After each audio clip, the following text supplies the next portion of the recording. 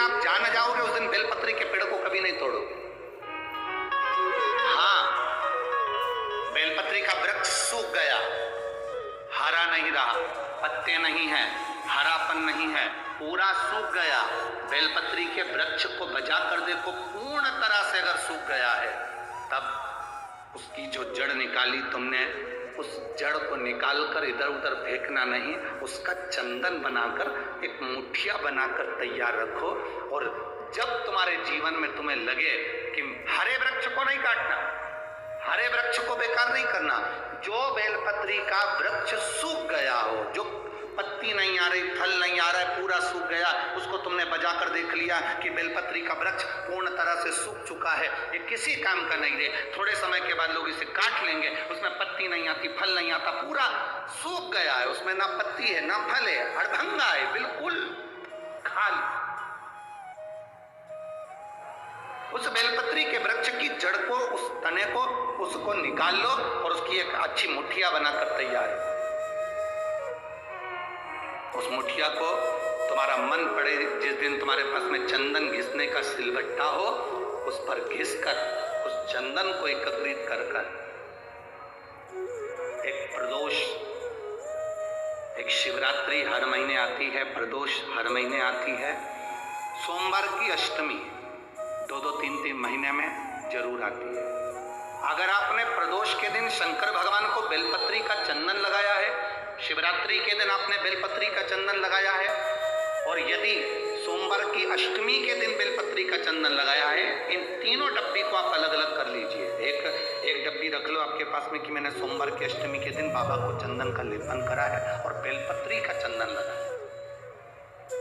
उस चंदन को निकालकर शिवलिंग में से निकालकर एक डब्बी में भर कर रख लीजिए, या तो कोई प्लेट में उसको सुखा लो, प्लेट में सुखा लो उसको, और प्लेट में सुखा लो उसको, और या तो गोली बनाकर उसकी गोली बनाकर रख लो। दूसरा, प्रदोष के दिन बाबा को जो तुमने बेलपत्री का चंदन लगाया, परंतु याद रखना हरे वृक्ष की डंडी को नहीं सुखाना है, सूखा हुआ वृक्ष। यदि आपने प्रदोष के दिन का चंदन बनाया है तो उसको बाबा पर लगाकर उसके लेपन को आप निकालकर उसकी गोली बनाकर लिखेंगे। तीसरा, शिवरात्रि के दिन आपने बाबा को अगर बेलपत्री का चंदन लगाया है तो उसको शिवलिंग पे से उतार कर उसको प्लेट में सुखाकर उसकी गोली बनाकर रखें। अब प्रयोग करिएगा, कभी मौका मिल जाए तो प्रयोग कर कर देखिएगा। शरीर में कहीं पर भी गांठ पड़ गई हो और डॉक्टर कह रहा है कि इसका ऑपरेशन जरूरी है, तो प्रदोष के दिन जो आपने बाबा के ऊपर बेलपत्री की जड़ का जो चंदन का लेपन करा है और उसकी जो गोली बनाई है, उसको 15 दिन तक रोज एक गोली पानी से निकलना प्रारंभ करो। कुंदकेश्वर महादेव का नाम लेकर उस गोली को खाना प्रारंभ करिए। आपको 15 दिन के बाद डॉक्टर से जांच कराने के लिए जाइए, गठान धीरे धीरे गलना प्रारंभ हो गई है, गांठ धीरे धीरे गल रही हो, उसका फल मिलता है। प्रदोष वाली बेलपत्र का चंदन का जो गोली तुमने बनाई उसका फल तुम्हें मिलेगा।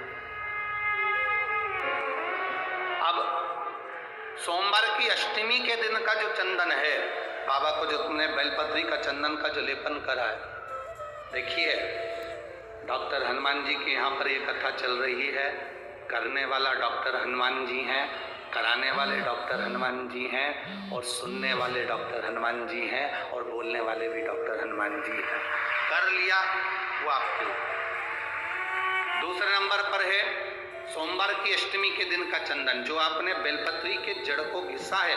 फिर कहूंगा, इस बात को विशेष बार बार कह रहा हूं कि हरे पेड़ को मत काट लेना, हरे पेड़ को नहीं, जो पेड़ पूरी तरह से सूख गया, ना पत्ती ना फल, उसको बजा कर देख लो कि ये पेड़ पूरा सूख चुका है, तब उस पेड़ की जड़, जो जिसको लोग काट कर ले जाने वाले हैं, बाहर फेंकने वाले, उसकी जड़। दूसरे नंबर पर है सोमवार की अष्टमी के दिन आपने जो बाबा को लेपन करा है, बेलपत्री की जड़ का चंदन बनाकर लेपन करा है, उसकी जो गोली है।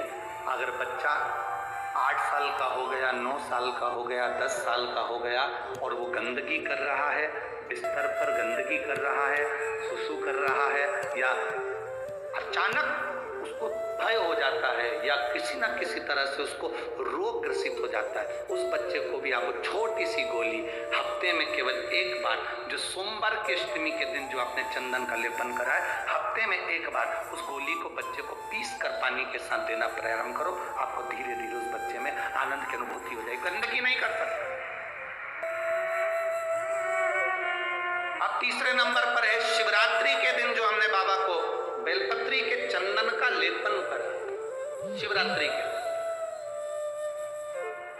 के दिन हमने बाबा को जो बेलपत्री का चंदन का लेपन करा, उस चंदन की गोली, कभी डॉक्टर कह दे कि तुम्हारे रीढ़ की हड्डी में गैप हो गया है, तुम्हारी पीछे की जो रीढ़ की हड्डी उसमें गैप हो गया है, या आपकी जो हड्डियां हैं वो कमजोर हो गई हैं, या घुटने की हड्डी कमजोर हो गई है, कुर्सी पर बैठना पड़ रहा है, तो उस समय पर हफ्ते में 2 बार जो तुमने शिवरात्रि के दिन बाबा को चंदन का लेपन करा, उसकी जो गोली बनाई, वो हफ्ते में 2 बार आप उस बेलपत्री के चंदन की गोली को लेना प्रारंभ करो। रीढ़ की हड्डी में जो गैप होगा वो भराना प्रारंभ हो जाएगा। शिव तत्व है। हमने गोली का क्यों बोला? हम बोल रहे थे कि चंदन को तुम बस ऐसे ही चाट लो, पर गोली इसलिए कि वो सूख जाएगी तो वो आपके काम में आराम से आ सकती। सूख नहीं, चंदन का ले, तो चंदन का सूख है। महाराज बोल बम का नारा है, सारी समस्या का हल, शिव की भक्ति हमारा एकांत, शंकर की भक्ति का। आप व्यापार पर व्यापार बदल कर देख लिए, धन भी हमारा कहीं डूब गया, आ नहीं रहा है, तो प्रयास करना। 3 स्थान पर चढ़ाई गई बेलपत्र हमें सुख का अनुभव करा देगी। पहला, अशोक सुंदरी की जगह रविवार की प्रदोष के दिन ये प्रयोग अवश्य कर देखिएगा। ज्यादा बार नहीं करना है, केवल एक ही बार करना, बाबा उस स्वयं कृपा करेगा। अर्थात अपने घर के पास कोई मंदिर हो, शिवालय हो, देवालय हो, जहां शंकर भगवान विराजमान हो, शिवलिंग हो, ऐसी जगह पर अवश्य करें। हमें कहीं दूर जाकर ये प्रयोग नहीं करना। एक बेलपत्र अशोक सुंदरी वाली जगह, अब उसको अशोक सुंदरी की जगह पर भी चढ़ाने का तरीका क्या है? ये शिवलिंग है, ये जलाधारी है, ये जल बहता है, बीच में जो मोटी सी लाइन है वो अशोक सुंदरी का स्थान। एक निवेदन आप सबसे, सब जगह भटक लिए, सारी दुनिया में जाकर बोलिया है, निवेदन कर लिया, तो भी तुम्हारा अगर कोई काम ना बने तब एक काम जरूर करना, एक बेलपत्र, एक शमी पत्र, एक कनेर का फूल देवाधिदेव महादेव को प्रत्येक प्रदोष के दिन शिवजी को जल चढ़ाकर समर्पित करना प्रारंभ कर दो। 2 या 3 प्रदोष निकलेगी, मेरा देवाधिदेव महादेव तुम्हारी झोली खुशियों से भर देगा निश्चित।